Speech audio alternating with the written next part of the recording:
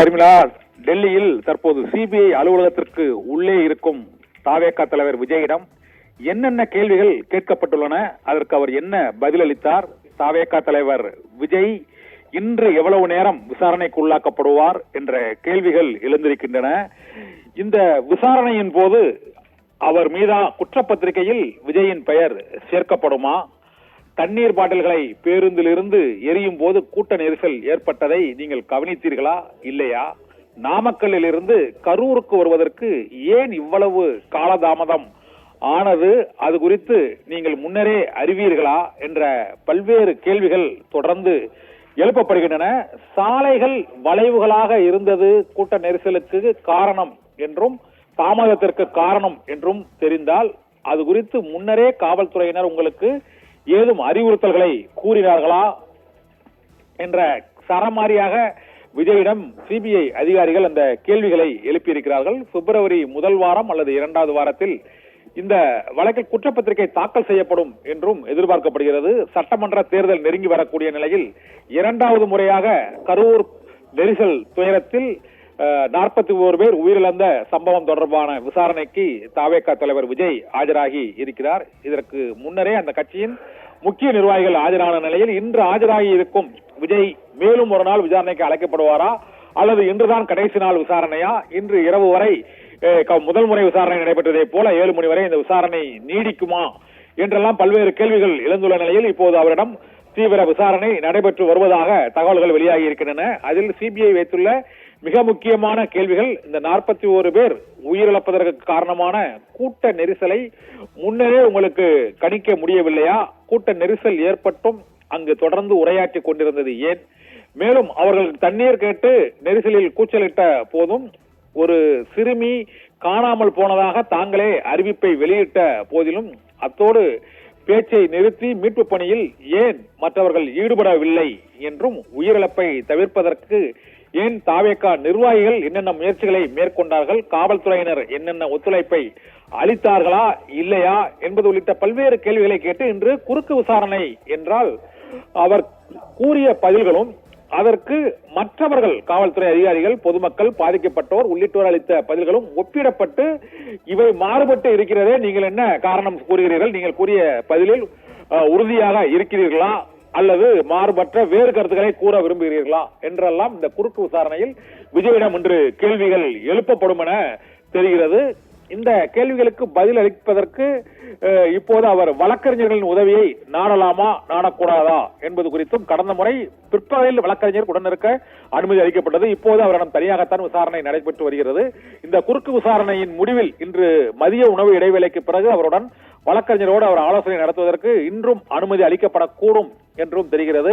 இதனால் இன்றைய குறுக்கு விசாரணையில் விஜய் கூறக்கூடிய முக்கிய பதில்கள் தான் குற்றப்பத்திரிகையில் இடம்பெறும். இந்த குற்றப்பத்திரிகை பிப்ரவரி மாதம் இரண்டாவது வாரத்திற்குள் தாக்கல் செய்யப்பட்டுவிடும் என்றும் சிபிஐ தரப்பு தகவல்கள் தெரிவிக்கின்றன. அதனால் இன்று விஜய் அளிக்கக்கூடிய இந்த இறுதி வாக்குமூலம் என்பது இந்த வழக்கு விசாரணையில் மிகுந்த முக்கியத்துவம் வாய்ந்ததாக கருதப்படுகிறது. இது தவிர விஜயின் அடுத்த கட்ட அரசியல் பயணத்தையும் முடிவு செய்யக்கூடிய விசாரணையாக இன்ற இரண்டாவது நாள் விசாரணை சிபிஐ அலுவலகத்திற்குள் லோதி சாலையில் இப்போது நடைபெற்றுக் கொண்டிருக்கிறது. இந்த விசாரணைக்கு பின்னரே விஜயின் பிரச்சார பயண திட்டம் திட்டமிடப்பட இருக்கிறது.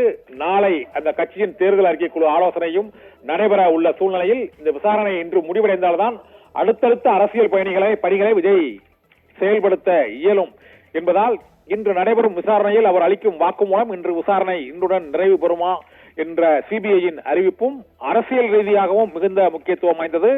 மற்றும் இந்திய அரசியல் வரலாற்றிலேயே இதுவரை இல்லாத அளவுக்கு பிரச்சார பயணத்தின் போது 41 பேர் உயிரிழந்த சம்பவமானது ஒட்டுமொத்த இந்தியாவும் அனைத்து மாநிலங்களிலும் தேர்தல் பிரச்சார மற்றும் சாலை பயண அரசியல் தலைவர்களின் அந்த நிகழ்ச்சி நிரலை வடிவமைப்பதற்கும் இந்த விசாரணையின் முடிவு மிகுந்த முக்கியத்துவம் என்பதால் கரூர் வேலுச்சாமிபுரத்தில் சிக்கலுக்கு காரணம் அரசு அதிகாரிகளா, தாவேகா நிர்வாகிகளா, விஜயின் ரசிகர்களா அல்லது திட்டமிடல் இல்லையா என்பது உள்ளிட்ட பல்வேறு சந்தேகங்களுக்கு விடை காணும் வகையில் இன்றைய இறுதிக்கட்ட விசாரணை தாவேகா தலைவரிடம் நடைபெற்றுக் கொண்டிருக்கிறது.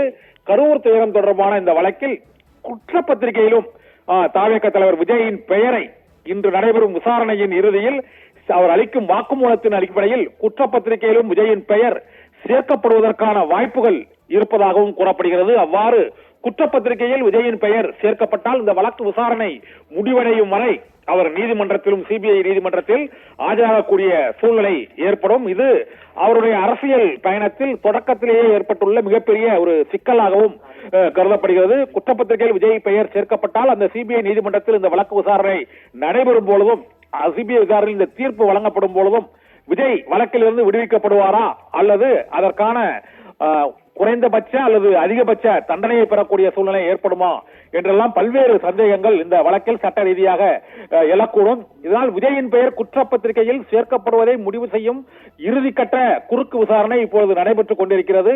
இந்த விசாரணையின் போது விஜய் அளிக்கக்கூடிய அந்த பதில்களை பொறுத்துதான் இந்த கரூர் பெருந்துயரத்திற்கு தாவேகா தலைவரும் காரணமா இல்லையா, அல்லது அரசு காவல்துறை அதிகாரிகள் மட்டுமே காரணமா இல்லையா, அல்லது கூட்ட நெரிசல் மட்டும்தான் இந்த 41 பேர் உயிரிழப்புக்கு காரணமா என்பது உள்ளிட்ட பல்வேறு முடிவுகளை இறுதி செய்வதற்கு இந்த விசாரணையில் அவர் பிப்ரவரி மாதம் தாக்கல் செய்யப்பட்டுள்ள குற்றப்பத்திரிகையில் இடம்பெறக்கூடிய முக்கிய அம்சங்கள், அந்த குற்றப்பத்திரிகையில் சேர்க்கப்படக்கூடிய முக்கிய நபர்கள் ஆகியவையும் விஜயிடம் இன்று நடைபெறக்கூடிய இந்த விசாரணையின் இறுதியில் தான் முடிவு செய்யப்படக்கூடும் என எதிர்பார்க்கப்படுகிறது. முதல் நாள் விசாரணை 5 மணி நேரத்தை தாண்டி நடைபெற்ற நிலையில் இரண்டாவது நாள் விசாரணையான இன்றும் மாலை வரை தொடருமா என்ற எதிர்பார்ப்பும் ஏற்பட்டிருக்கிறது. இந்த விசாரணைக்கு பின்னரே விஜயின் சட்டமன்ற தேர்தல் பயண திட்டமும் வடிவமைக்கப்பட இருப்பதால் இன்றைய விசாரணையோடு விஜயிடம் நடைபெறும் விசாரணை நிறைவு பெறுமா என்ற கேள்வியும் எழுந்திருக்கிறது. இன்று மாலைக்குள் அத்தனைக்கும் விடை கிடைக்கும் என எதிர்பார்க்கப்படுகிறது. சர்மிளா.